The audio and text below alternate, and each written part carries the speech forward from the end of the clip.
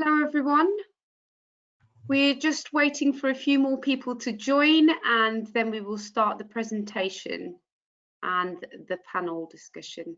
I'm just going to give everybody a couple of minutes to check their audio, and if you're having any issues with audio, in our handout section we have got a GoToWebinar audio check guide, and if you're still having any issues, do pop a question into the question panel and my colleague Faye will try and sort you out.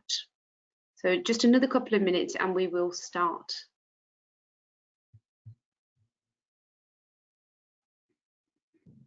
It's always hard to know what to talk about in these minutes before we actually start. We normally have a holding slide, David, but I deliberately wanted to keep it quite interactive session and not. I didn't think about the first part when we actually start. We normally have like a slide saying, please check your audio, etc. So we're gonna have to deal with me gibbering on. To our principal's webinar on a Friday, I once had my guitar and ukulele in the room, but David Hughes wouldn't let me play it to entertain people whilst we waited for people to join. I might have let you do that today, David. Have you got it today? Yeah, I can go and get it quite easily, and a piano as well. I could bring that up here. No, I think David was right. Right, yeah, I'm going to make a start. Okay, good afternoon. Welcome everyone to our panel discussion, Collaboration is Key. I'm Manjinder Sangha. I'm the Project Account Manager at UFI, and I will be hosting the session today. I've had the privilege of working with our lovely panel and on a lot of the other COVID response work. The audience members you're all going to be muted and your cameras are off. Therefore, you should only be able to see myself and our panel members. If you've got any questions, do put them in the questions pane. And if you'd like to direct them at a specific panelist, do put their name next to the question, either before or after, so that we understand who to direct that at. If not, Sarah and I will direct the questions accordingly. We've got a fabulous panel today joining us, but before we sort of hand over to the panel, I just wanted to say a few words about the COVID response work that we've been doing, and what a year it's been, what a morning it's been, to be honest with you as well. As you all know, the pandemic has caused a huge amount of disruption and is still causing a huge amount of disruption to all areas of life, including vocational and FE education.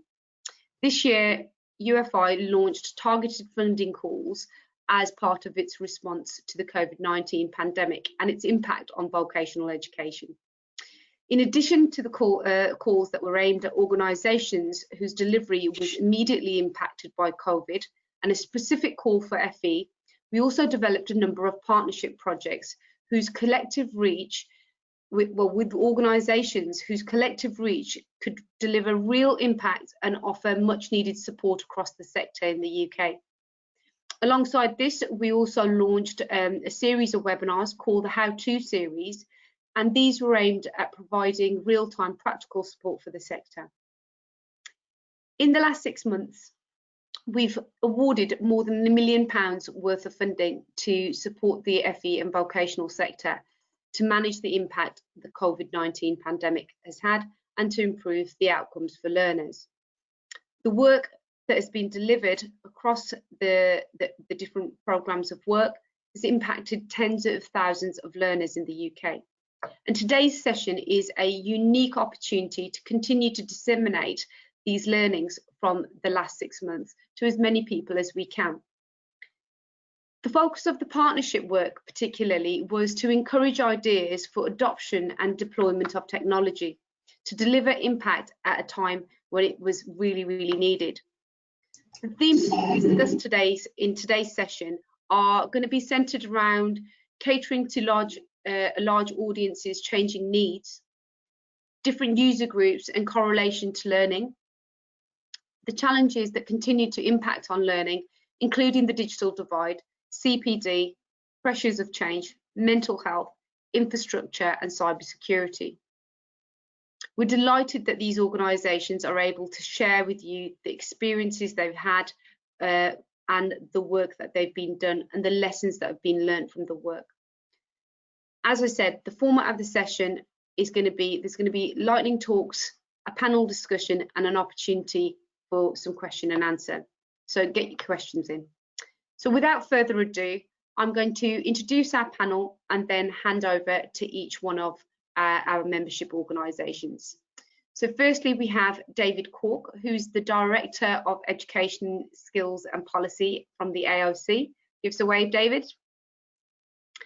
Then we have Dr. Susan Pember, who is the Policy Director from HOLEX.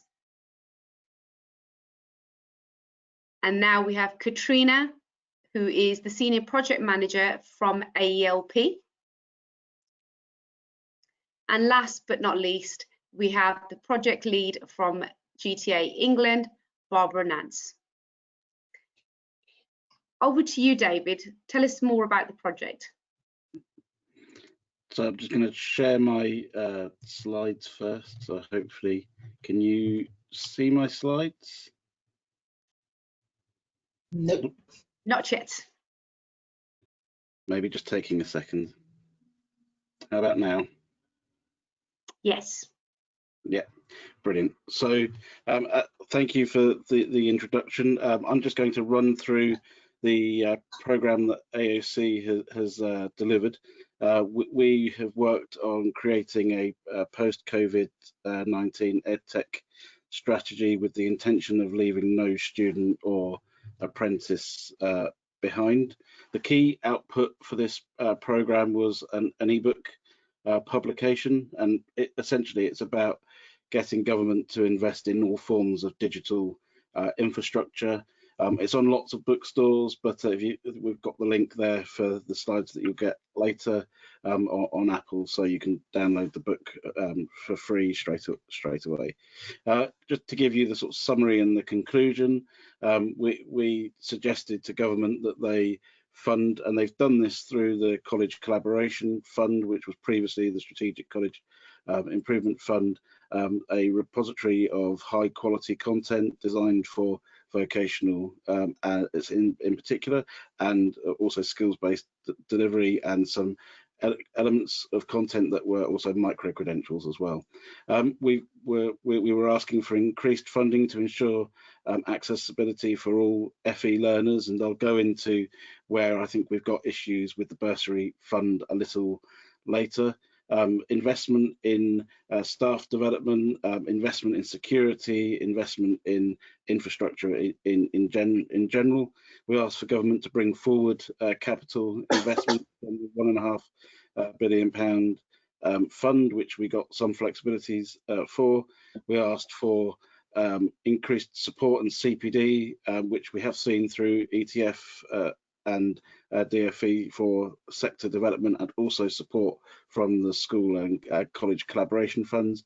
And we also asked for additional flexibilities in terms of redefining what guided learning hours or planned learning hours meant, to make sure that they were fully fundable online rather than just face-to-face, which government responded to very quickly. In terms of the outputs and impacts, the idea behind the programme of webinars and the chapters of the book that they related to was to be that emergency response, that immediate help for people as they transitioned in those early days. And I mean the early days transition where we moved literally from being face-to-face to being fully online within a matter of 8 days. And obviously colleges and other providers moved mountains to make that happen. We had on our webinars thousands of attendees viewing, and also thousands since. They were very well received. All of the stats were in the 90s in terms of people's satisfaction of the work that we did. We got a lot of media interest from everyone from the BBC to lots of trade and national media, and we also generated an awful lot of evidence that we were able to share with government on digital poverty and on staff and student confidence.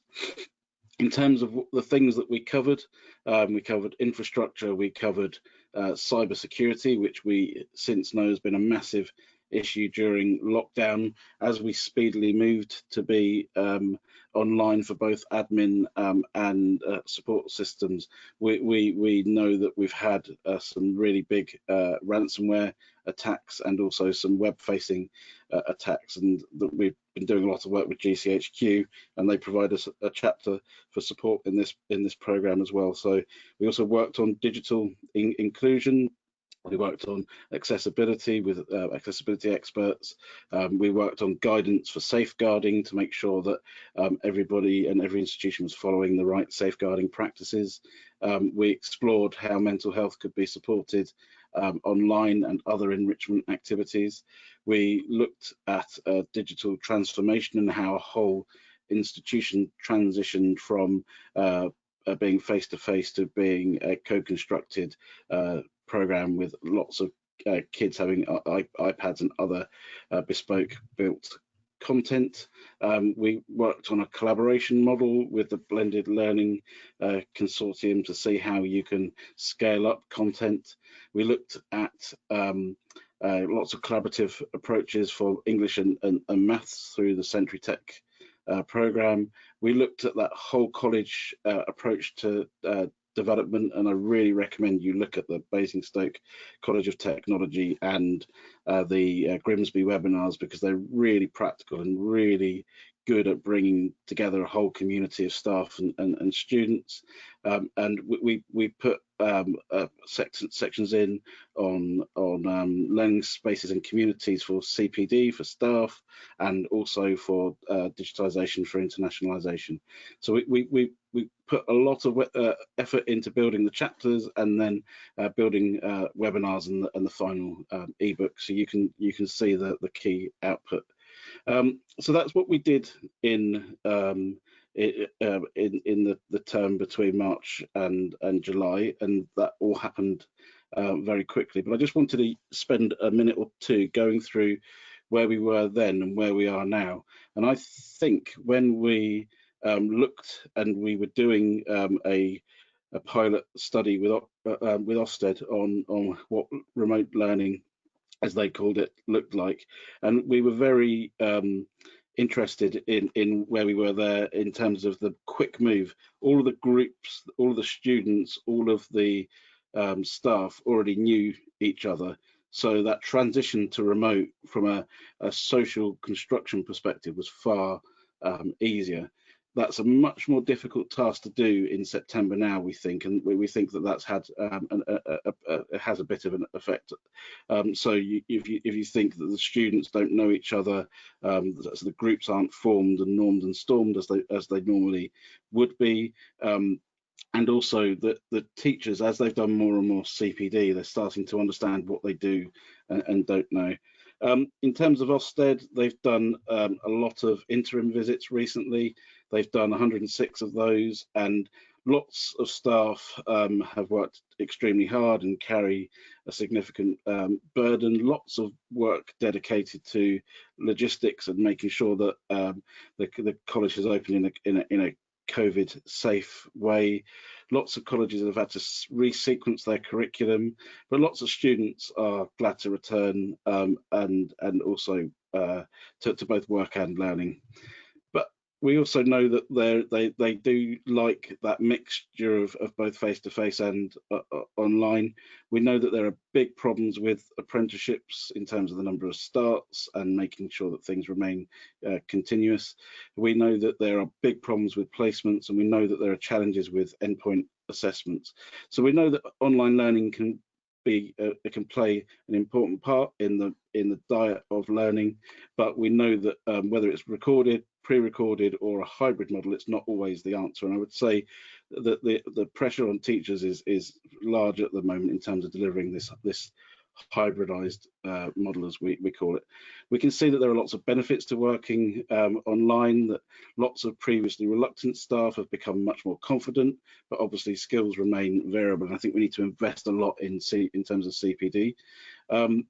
In terms of reluctant learners, those quiet learners, like I used to be in class, they would participate online more than they would do face-to-face.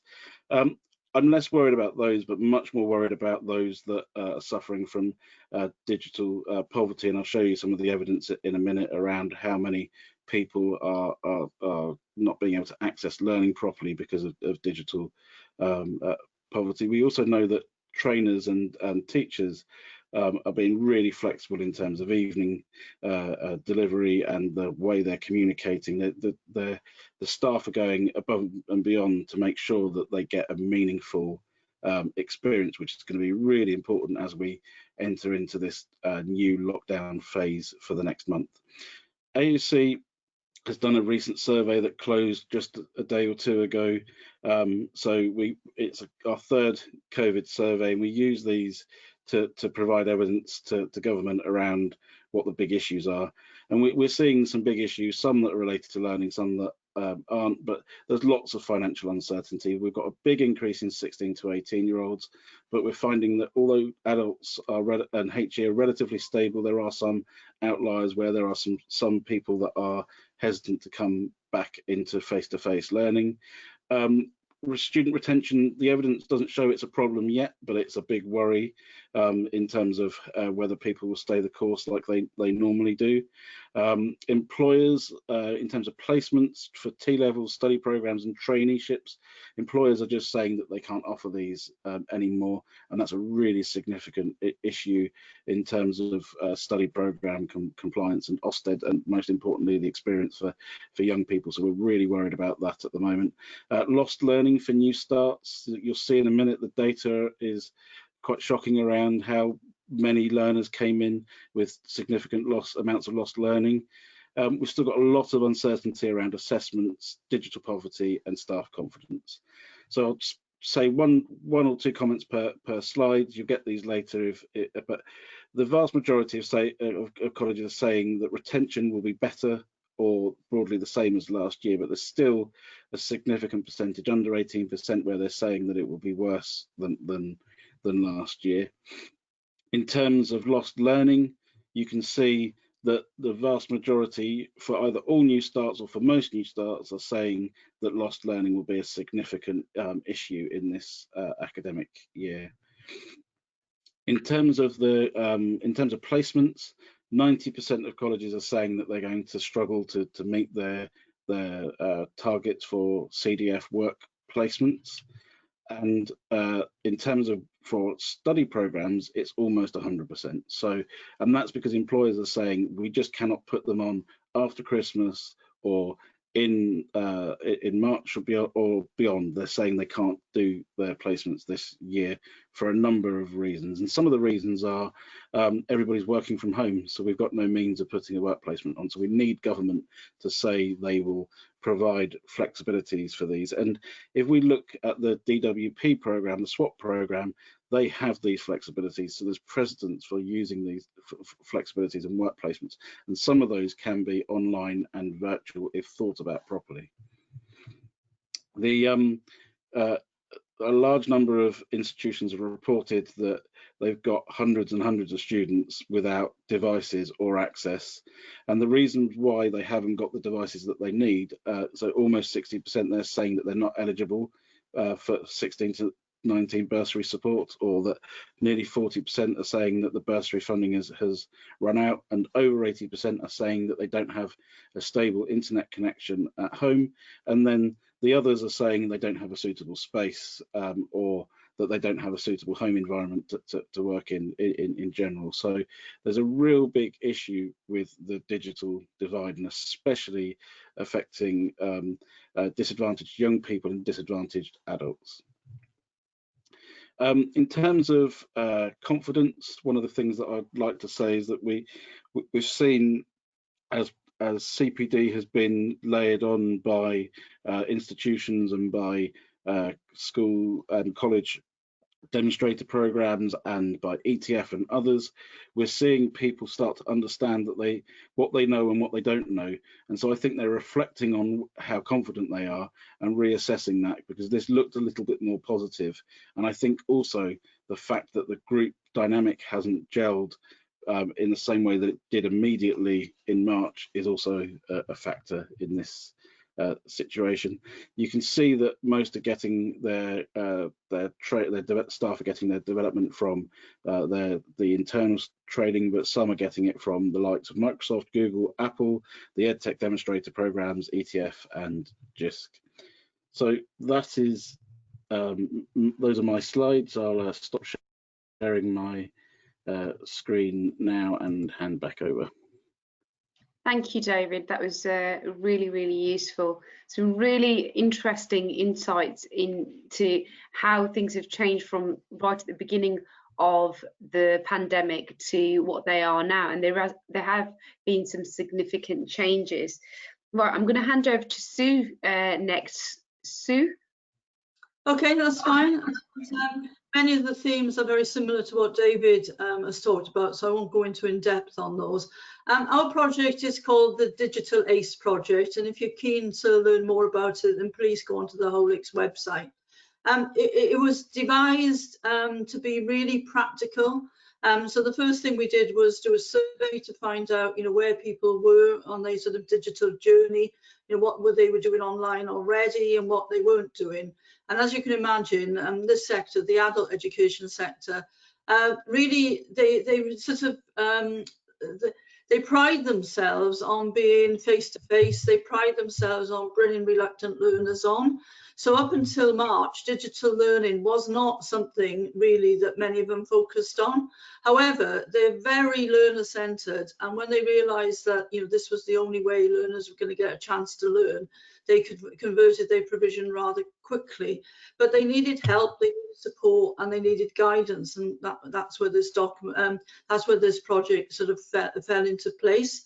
And really, we're quite pleased, and it was fantastic that UFI approached us, because if you've been watching the new COVID-19 guidance that came out at the weekend, the main guidance, not the education one, there was one sentence in there that is slightly different for now from 16 to 19, and it says, universities and adult education settings should consider moving to an increased online learning where possible. So where we've been trying to bring learners back into centres since August, now we're having to, the sectors having to think about where more that they can do online.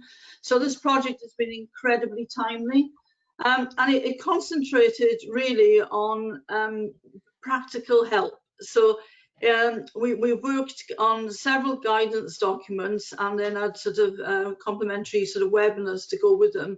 But the guidance documents are really the important part. We've looked at how to develop policy, within a council setting, how to develop an overarching policy for learners. We've looked at practical guidance on safeguarding and prevent. We've looked at all those materials that are out there that can help deliver, content, everything from basic skills to vocational areas to even leisure areas. And we sort of catalogued that and done a commentary on where we think it fits in, and given providers lots of links. We looked at quality assurance, and because that's where I think people have really got to now.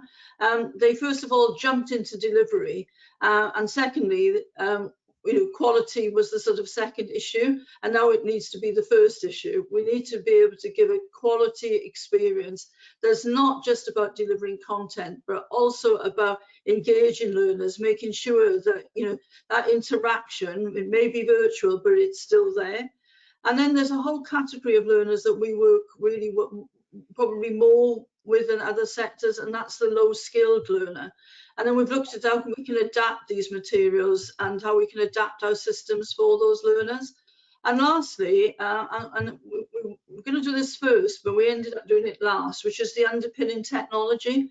And again, the big thing in the last 4 months is that how people have got used to the Zoom and Team and Google Classroom, and are beginning to know the differences themselves. But what is more of an issue is what David said, is that even being creative and using charities or any flexibility we've got with Learner Support Fund, you know, providers have not been able to find enough digital devices for people. So we've really got digital poverty. And the type of learner that's low skilled and the type of learner that's probably in a low paid job, they are the most likely not to have anything. And therefore, going forward, it's really imperative that we find a way of doing this.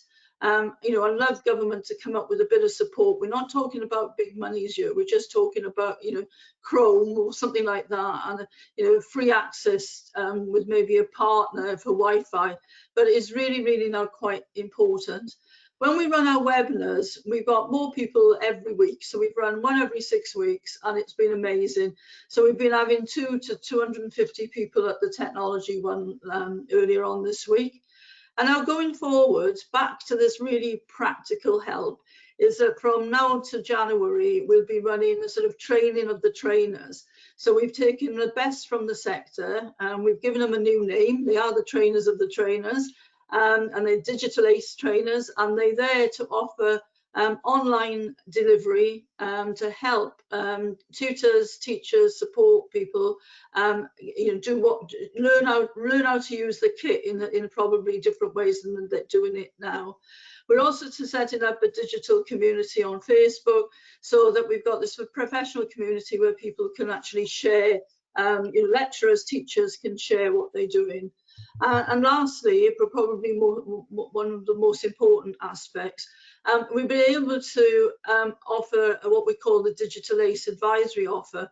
So we've got half a dozen people who are experts in the field, who are now going to be offering their services to different providers to actually build a strategy for that area, or look at certain things like they prevent or safeguarding and assess whether it's the right thing.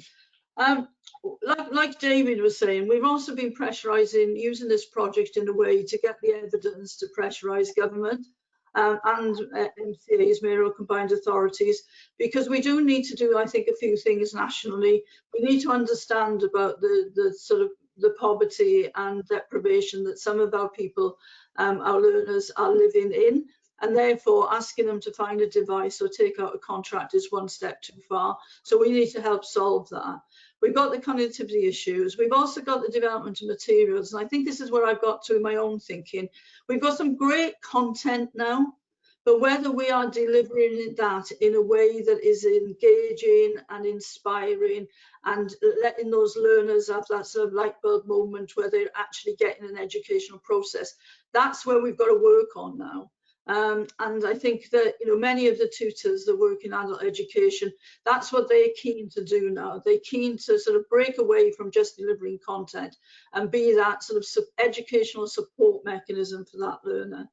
And we also need to work with the SFA to look at performance measures going forward. And really, you know, when you're measuring what online learning does, what does it really look like? So lastly, we just like to say we're very grateful for UFI to actually linking up with us over this project and for the support they've given us. All our materials are on the web because they've been funded by UFI. They're for everybody, they're not just for HOLIX members. I think that they do really fill a gap, so thank you. Thank you so much, Sue. Again, very nice thing is that I think each of the organisations here today, the issues that are coming from each of the projects are actually very, very similar, and it's really nice for our audience to hear it from yourselves, really. One, the impact that you're obviously having, but also the issues and the challenges that you're facing as different sort of parts of the sector. I'm going to move on to Katrina, if I may. Katrina, I've made you presenter, so if you'd like to share, if you're using your slides. We can't hear you. Okay. Still can't hear you. Give us a minute, everyone. Katrina, can anybody else hear Katrina? David, Sue? No? Katrina, I'm not quite sure what's happened there. You have presenter control and you are not muted. I think she's just left. Let's move on. Brilliant. To well done, me. First rookie error. Brilliant. Oh, hang on. I'm going Everyone's to on turn mute. the webcam off. Sorry, Barbara. I think Katrina is there now. Katrina, are you ready? If not, I can move on to Barbara. Can you hear me? Barbara, I think we're going to go with you. I'm going to just make you presenter instead. Okay, And thank you. if you want to share your slides, if you have any issues, like I said, I've got your slides here as well. And we'll just give Katrina a minute to sort out any connectivity issues that she might be experiencing. Right. Off you go. Right, hopefully you can see my slide.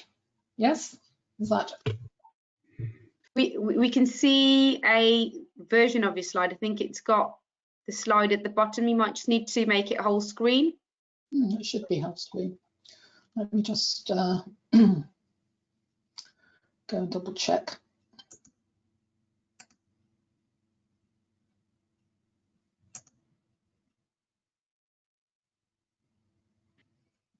If you go to display settings above. Yeah, I'm there. Sorry. And according to it, I am. Let me just stop and restart.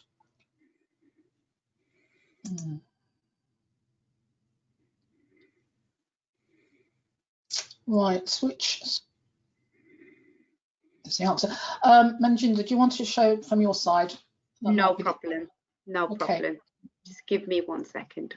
Okay. Sorry, everybody, but as it would be, few tech issues.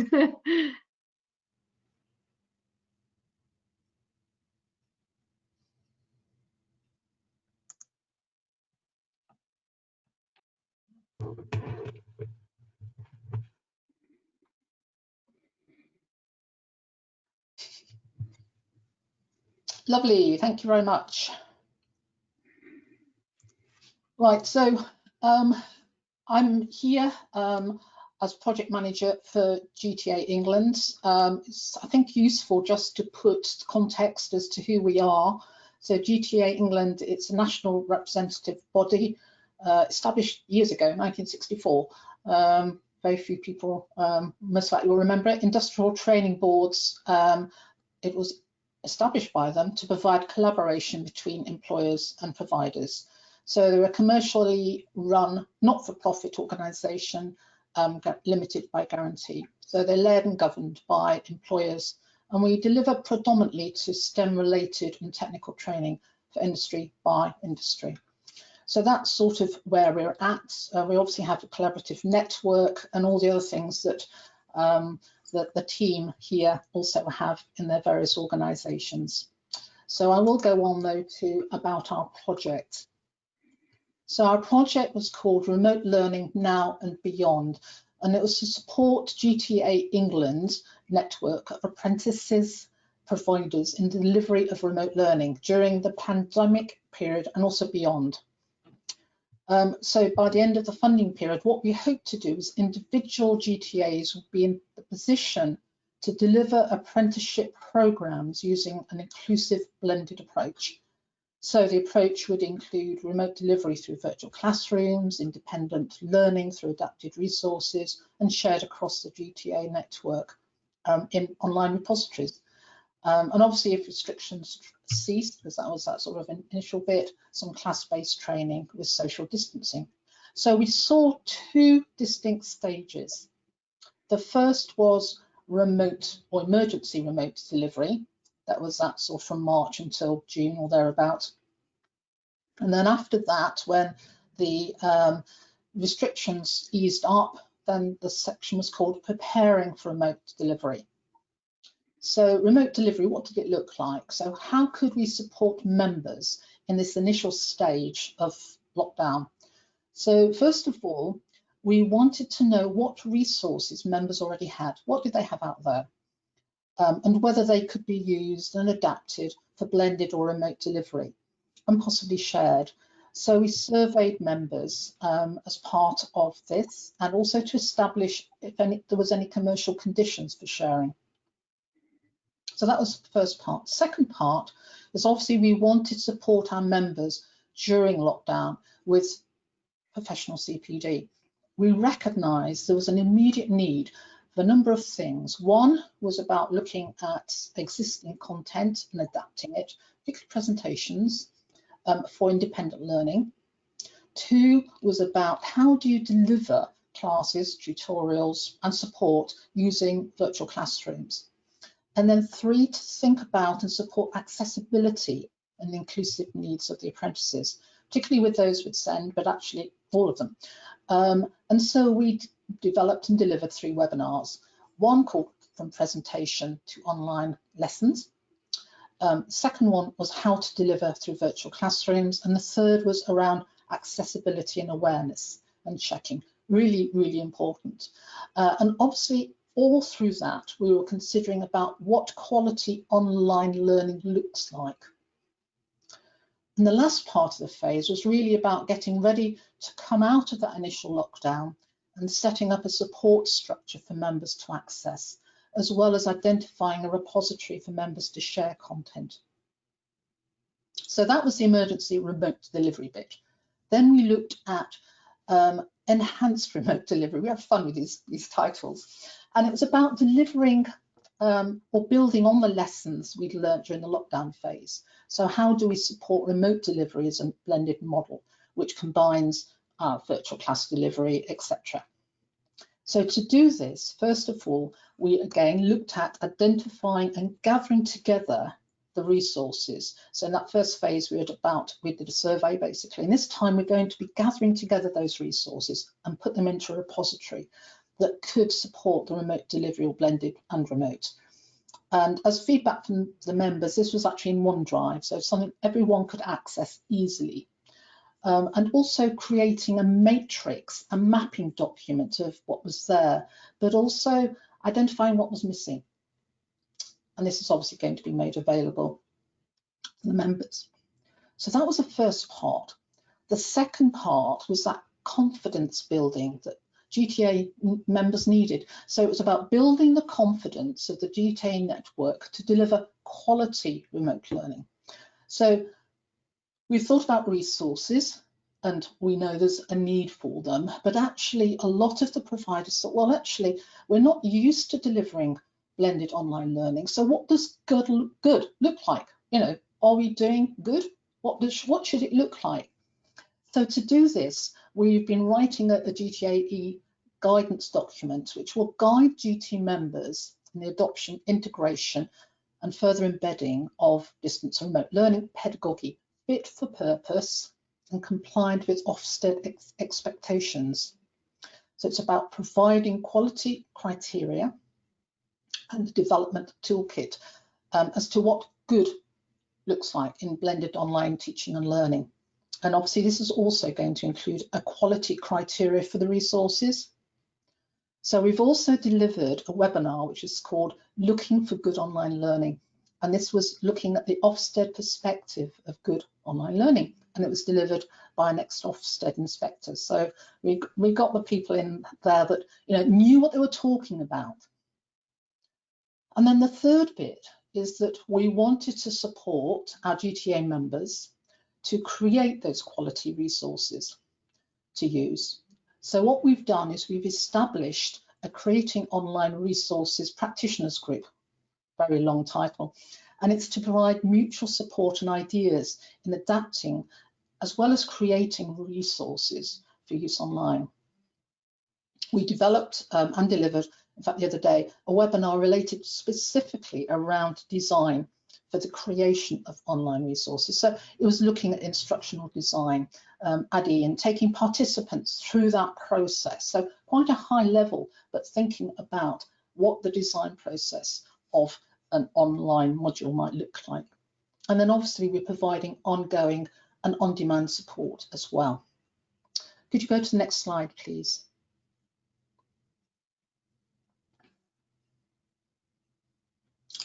So we're looking now at our challenges and our learning and impact. So a challenge, well, I think a lot of challenges which has all been talked about we identified as well. The big challenge obviously is around how very difficult it's been for everyone trying to operate in the skills and education field. As far as our providers, there's been a lack of starts for many of them, and they've been trying to respond when there's been a rapid deployment to online delivery in lockdown, and as well as remaining financially viable. So providers currently face reopening centres, maintaining online delivery arrangements, striving to get new apprenticeships, on board, and also many of the GTA providers are actually located up in the north in what was currently the localised lockdown areas. So the highest tier. So all these are challenges which I think just contribute to the challenges you've already mentioned. And obviously we haven't been so fortunate as schools and the like in the terms of receiving additional funding for such things as IT connectivity, laptops, deep cleaning, and so on.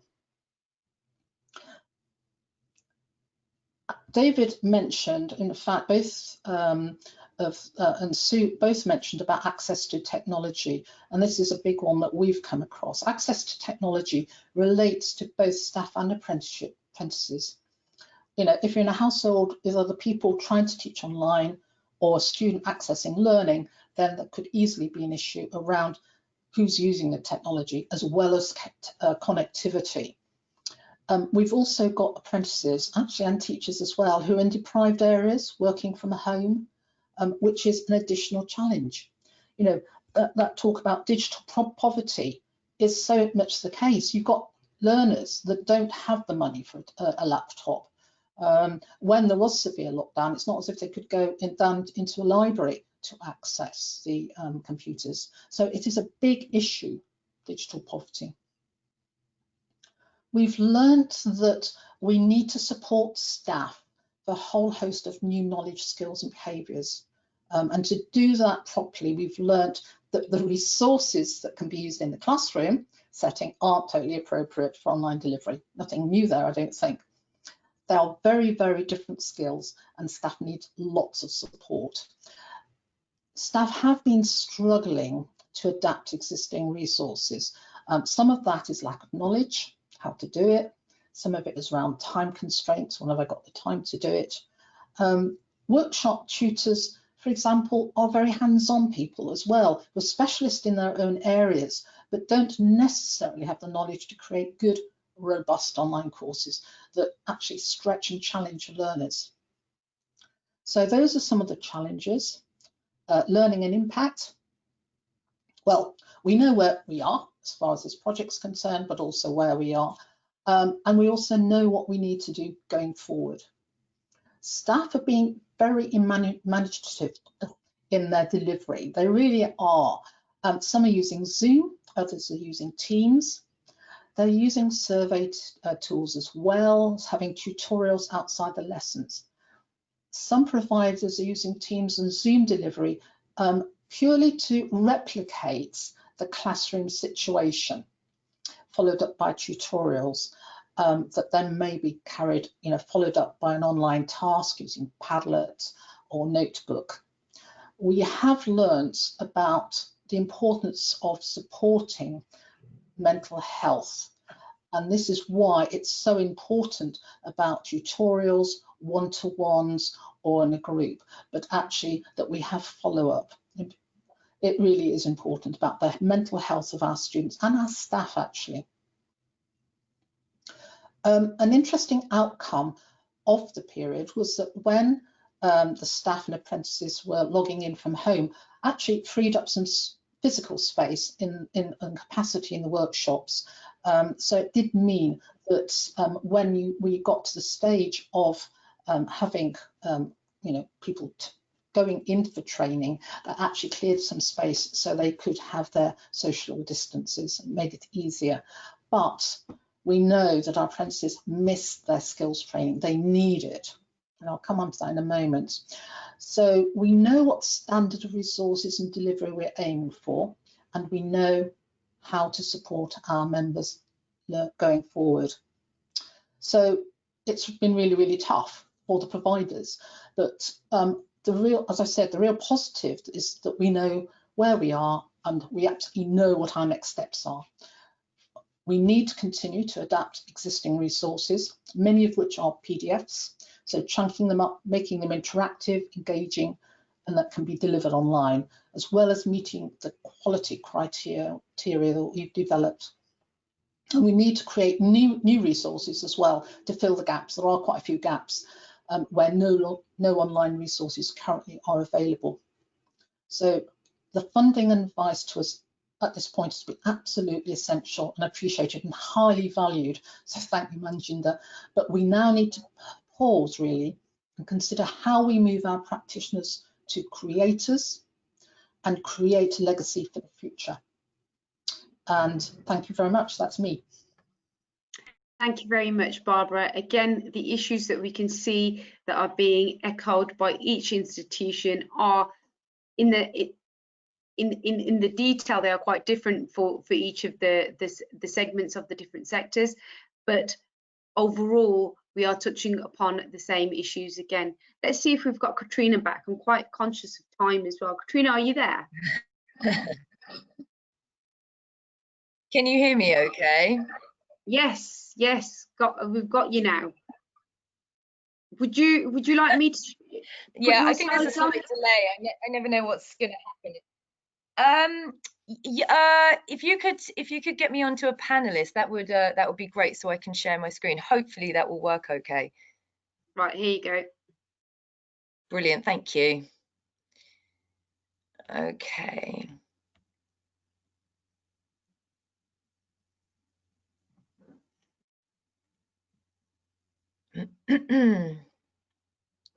That's okay, fabulous. guys. So hopefully this will work. Let me know if there's any problems whatsoever.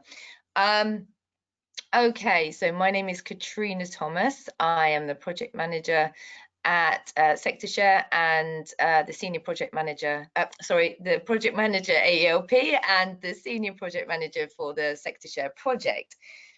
So I'm going to very quickly, I'm, like Manjinder said, very conscious of the time. So hopefully I won't talk too quickly, but we're just going to go through an overview of what SectorShare is, and hopefully I'll be able to share my screen again and give you a tour of SectorShare. So we're just going to go through an overview. Okay, so obviously, as we all know, the current national emergency surrounding COVID-19 has become an urgent imperative for teachers and trainers to make full use of digital resources to mitigate the current distribution in the learning journeys. Massive challenge so far. This project was set out to identify as many resources as possible by industrial sector, presenting them in easily navigable fashion for post-16 providers to consider and use as required. So over a 6-month period, the project team created a repository of information and signposts that direct providers to digital materials and resources that can be used in technical teaching and training. We have successfully, which is fantastic, we have successfully made this freely available with no fee to all providers and stakeholders, so it gives a brief description of the materials themselves and people can access it, and it takes it to an external site. So you'll be able to see that in a minute. So just giving you an overview of who we are. That's me, and that's Anna and Paul. So Paul's a project director. He was a senior management team. We ensured that the project had senior team oversight and fulfilled the strategic needs of the sector, both in the current emergency situation and as restrictions on learning began to relax. The day-to-day work was both myself and Anna Das, the executive design manager. There'll be a very short video if we can. I don't think we're going to have time to show the video of Anna, but it is in the handout, so please feel free when you're ready to have a look at that. She'll just go over the kind of the structure and the design and what we wanted from the actual from the site itself. So how we gain the resources, our team gain from the teaching and policy expertise within AELP and its membership to identify the resources. And like I said before, we created brief descriptions. We also included the expertise of members that engage in the AELP sector forums and special interest groups, as well as our patrons. We also had a focus group. We wanted to make sure that everything was accessible on all levels of learning and all different types of assisted technology as well. So there was quite a few challenges that we looked at there. And those testimonies and the user experience were collected and added as appropriate to the website. We had several members from different sectors test the website. We'd like to thank all of those involved if they're listening or if they listen to the recording. The overall feedback was a success, with the members feeling that that having no fee resources and best shared practice in one place was real benefit. So there's also some comments there from the focus group. The website was maintained and developed by Anna Das. The landing page was designed to be simple, uncluttered, and attractive design, and to be able to have those who have little previous experience of using educational technology, so along with those who require tools if visually impaired, to easily navigate and search for resources that will be of help to them in changing the current lockdown. Very, very quickly, we have the marketing. So we gained a huge amount of responses from our marketing. We were able to create marketing campaigns, and we received, which platform was best to actually go forward. And there is a huge amount of responses that just keep going, and it just keeps building and building and building. So it's just a very positive thing going forward. It's 10 past now. So what I'm going to do is I am going to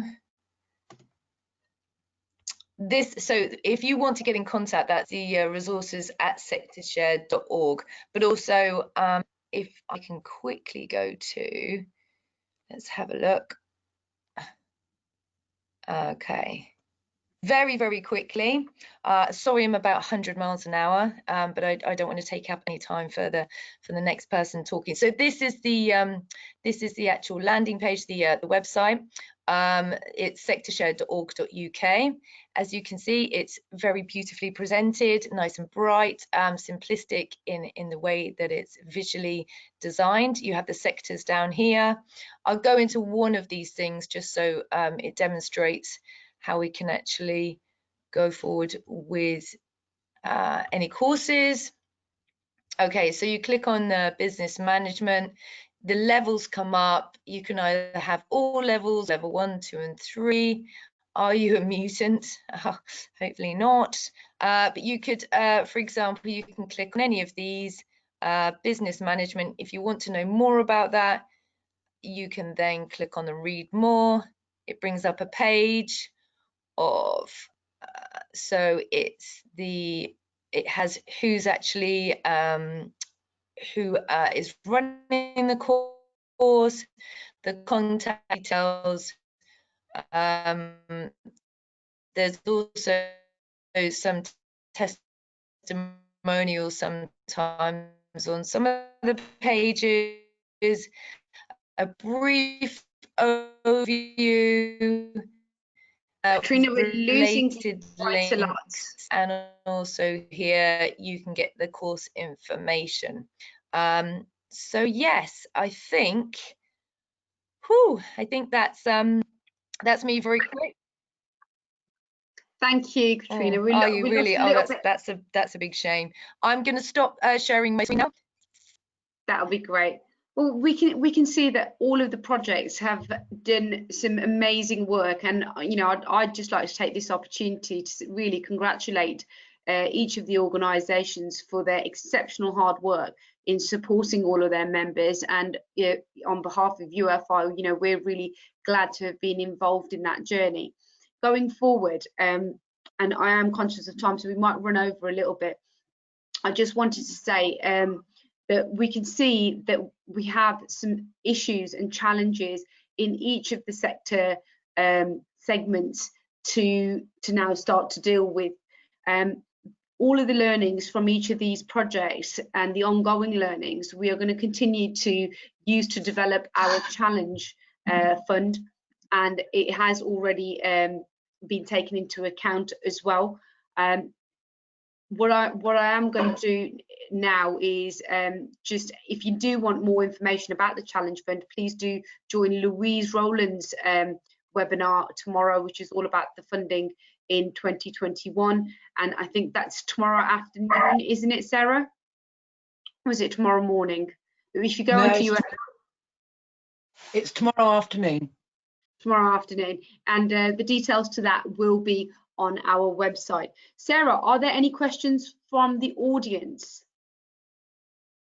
There aren't at the moment, but I think that's probably because the information has been so dense, interesting, people are thinking about it.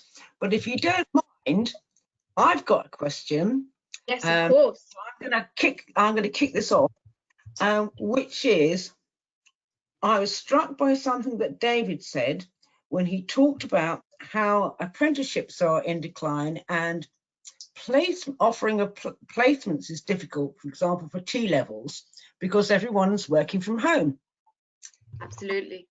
Mentioned that some placements could be virtual, and you mentioned the DWP program. I wonder whether you and Barbara could maybe have give us some more info or insights into this possibility of online placements.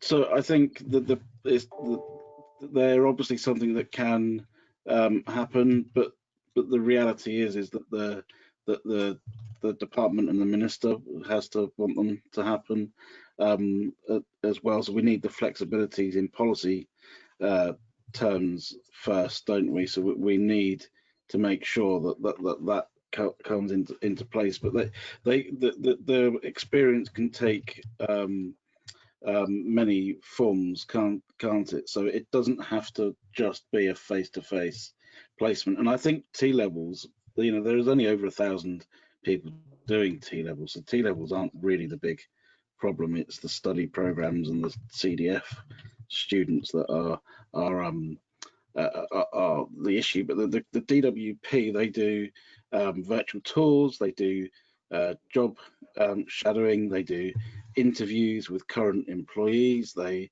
use workplace simulations where they mock up environments, and so it can be and has been done, and we're going to need to get creative to be able to deliver these placements, because employers are wholesale saying that they are going to struggle, and there are lots of sectors where people, the AOC has been virtualized.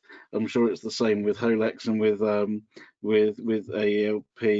and GTA. I bet we'd all struggle. I bet the department would struggle to put on placements.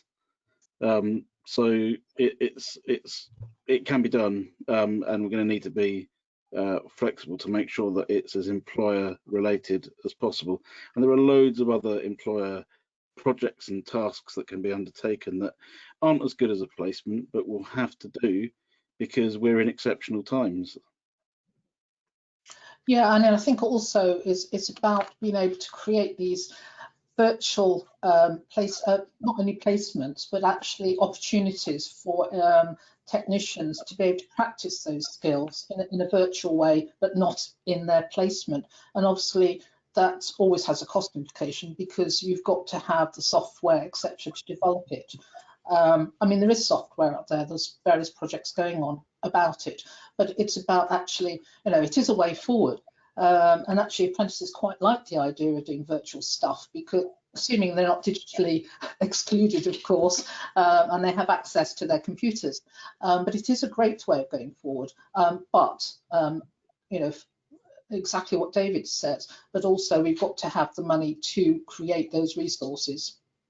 So immersive technologies are an example. So you can, the Microsoft HoloLens, I've seen amazing things done with the HoloLens where people have replicated nuclear power stations, and in engineering they've replicated whole cars, and in medicine and in health they've been able to do some really interactive examples of fully immersive technologies. But those the kit is really expensive, Yeah.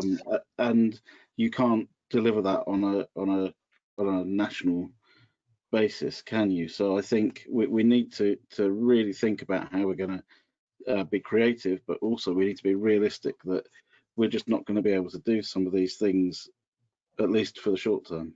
Well, I was going to say it doesn't happen overnight. I mean, Siemens have got some quite interesting virtual examples of taking car engines apart, which are very good. But you know, they don't happen overnight because there's various processes you have to go, and even if the money's there, actually you're talking about at least 6-9 months, maybe, you know, before, or certainly 6 months, if not 9 months, before you've got a prototype, if it's going to be good, if it's going to be fit for use and quality. I think, again, agreeing with both of you there, it is definitely a challenge for work placements and apprenticeships. And maybe in the short term something can be done, but are we adding to that digital inequality that we've just been speaking about? Because if you can't, you know, there is some amazing stuff happening, but it's just got to be cheaper and it's got to be more accessible, and people have got to know how to use it as well. Again, huge issues which aren't going to be solved in this webinar, I'm sure, but definitely things to keep in our minds at the forefront. Sarah, any further questions at all? No, there are. God, we've got quite a group of attendees. Well, as we are over time, the one thing that I would really like to do is invite our members of the panel and our attendees to come and join our webinar tomorrow with Louise Rowland, to have a look at the funding opportunities, also to sign up to our newsletter to keep in touch with us. I also would like our panelists to really think about how we can share across channels as well, and if there is collaboration to be collaboration opportunities to go forward, and obviously, you know, we're open to things like that. But I've personally found it very, very useful working across the organisations and working with you guys on your projects, and I can see that there's definitely links that can be made with some of the issues that we're all facing. Sarah, anything else to add?